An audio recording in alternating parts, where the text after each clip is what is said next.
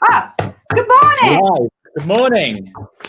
How are you, Bertie? I'm very well, Debbie. Good morning. Good morning, everyone that's watching. Good morning. On the replay or about to join us live. Yeah, and let us know in the comments if you're watching. We want to know. We want to know who we're reaching out there in the World Wide Web.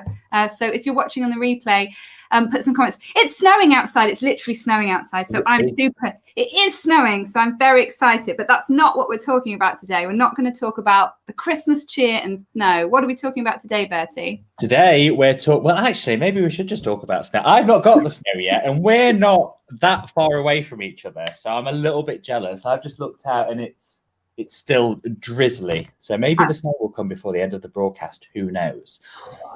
But anyway, today on 10 at 10, which is 10 minutes of Q&A for 10 o'clock every Friday, we're talking about giving yourself permission. Yes. That's what we're talking. Did you forget, Debbie, what we're talking about today? Yes, I had to go and have a look. Martha's saying there's no snow in Belper. So there's no snow in Belper. So it's not managed to make the Peak District yet, but it is here.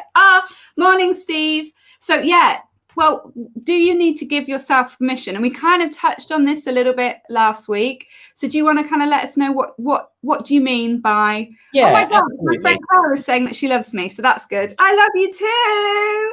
Yeah. Raving fans this morning, that's what we like. Good morning, everyone. Thanks for joining us. So giving yourself permission. So this is something that's come up recently with quite a few people that I've been speaking to. And there's this concept actually that when we're working for ourselves, sometimes we don't give ourselves permission to try new things. Yeah. And this actually comes back from childhood. Now, I'm not a psychologist or anything, but if you think about it, like when we go back, like when we're kids, we need permission from parents, we need permission from teachers, and we need permission just from everybody, really. And then when we grow up and we'll go to work, we'll ask permission from our bosses, and it just clouds our judgment. So when we start working for ourselves, suddenly we don't have that anymore. And it's like, well, if I want to test out this idea, if I want to try something new, who do I ask? And a lot of the time, you don't do it consciously, you do it subconsciously. It's like, well, I need permission for this, and how do I try? And actually, you don't, and you just need permission from yourself. And I think you touched on this last week, like sometimes, like when I speak a lot about a fear of failure, but sometimes there's a fear of success that comes along with it. Yeah, definitely. And this whole permission thing fits in. So like if you're running, let's just say you've got a successful business right now, and as an entrepreneur, you know what it's like. It's like you'll have this idea and that idea, and it's like, oh, maybe we should be doing this. Well, actually, I've got a successful business, so maybe I shouldn't be doing that. It's like, why not? Why not try these things? Like, just test it. And it's almost like sometimes you need somebody to ask, and you don't need that. I'm pointing. You don't need somebody to ask. Yeah, I'm working with a client. I'm working with a client at the moment who has exactly this thing. Like, he has a really successful business. He's pulling in 6 figures. He's like, his each month is beating the month before. And he's like, oh my God, this is like gone past my wildest dreams of what I could do with this business. But he's got this ache to do something else, not to disregard the thing, but to do something else on the side. And it kind of actually fits quite well. But he's almost like, but then if I divert my attention to this thing, then my focus isn't here. And we know that we need focus to start things up. And, you know, that's super important, that you're not kind of scattergunning, trying lots of things.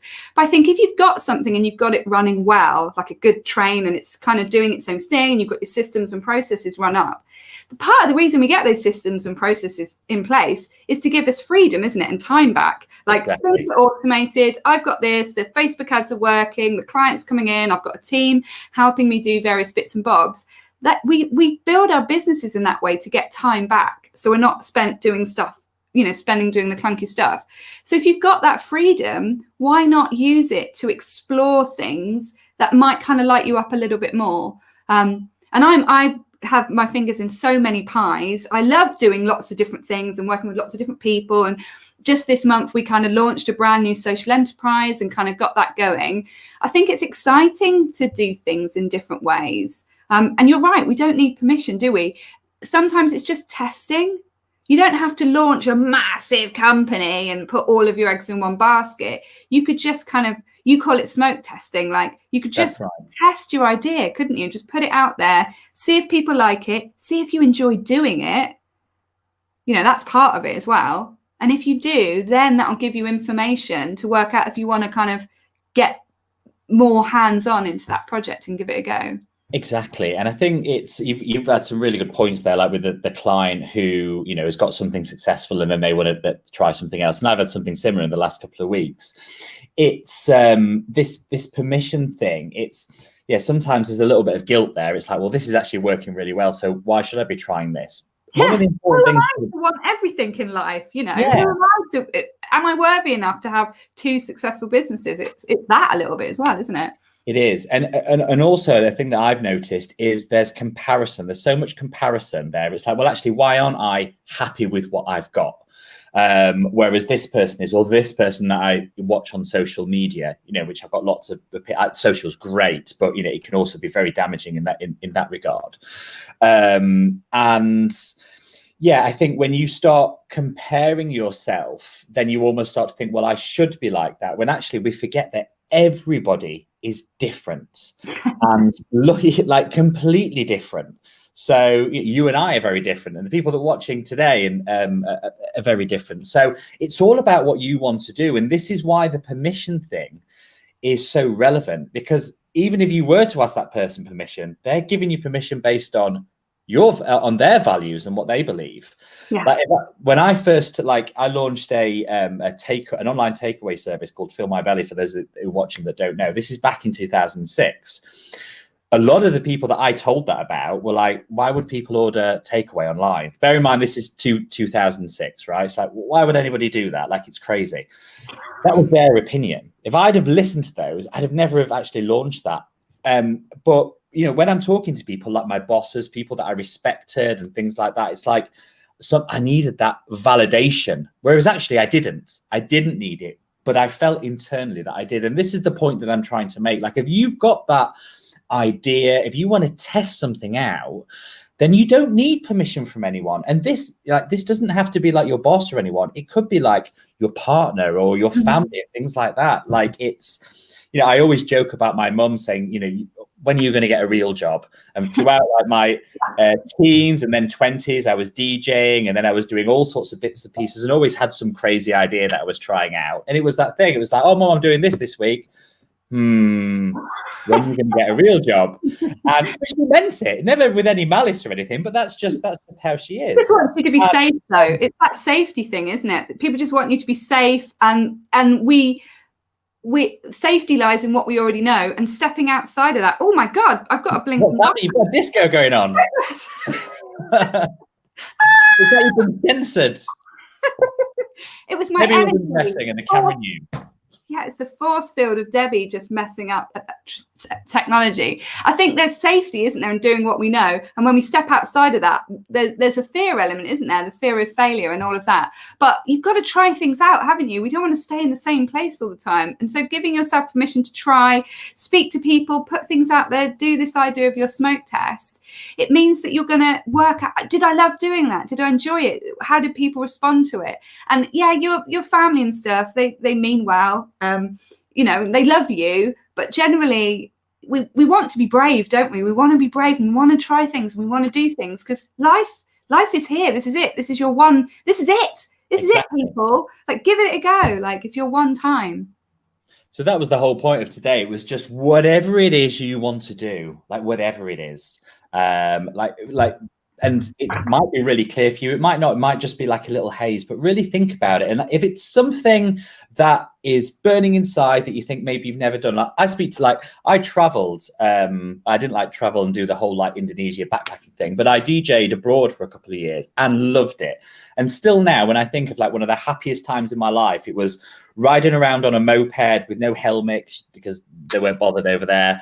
Like the sun just like blasting around and just thinking like, how can life get much better than this? And like, I remember those feelings so well. And I always say to people, like, if you want to travel, go and travel. And it like, you know, kids grow up and things like that. You're never too old. It's never too late to experience all these things. You don't need permission. If there's something that is internal for you, then you really need to go and try it, because you don't want to get to like 60, 70, 80 and like, oh, I never fucking did that. I wish I did.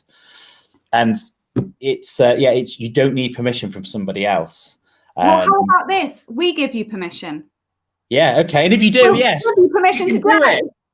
You can do it. Robbing banks, nothing illegal. Maybe mildly illegal. It's fine. But like, nothing too bad.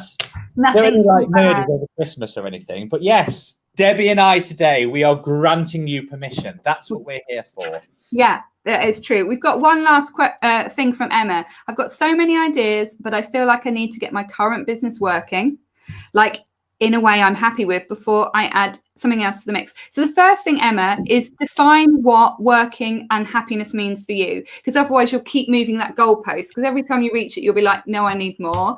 And then the next thing is, like we said with the example of my client, focus on that initial business, get that working really well, get that automation up, and then go and add to it, like add to that stuff. It's super exciting. So Steve said he had a gap year at 40. Yeah, I had a client once. It was kind of like I shot myself in the foot. I ended up getting rid of her because in one of our sessions, she admitted that she'd been learning German for years and she wanted to live in Germany. I was like, well, why are you here? Like, move to Germany. And now she lives in Berlin and she's been there for 2 years and has her dream job and quit her business and moved to Berlin because that's what she wanted to do.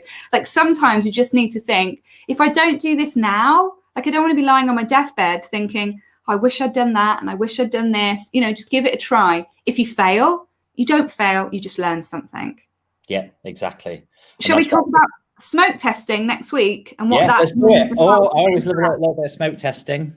A bit of smoke testing, yeah. We'll do that. So yes, Emma, be worth you joining us next week. So I was just going to elaborate on your comment.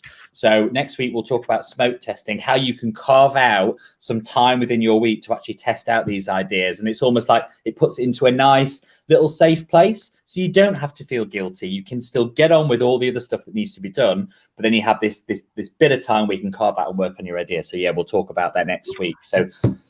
And also an extra thing for Emma is that you might find that you enjoy the second business more than the first. Because when I'm blinking again. When I first started working for myself, I ran an entirely different business.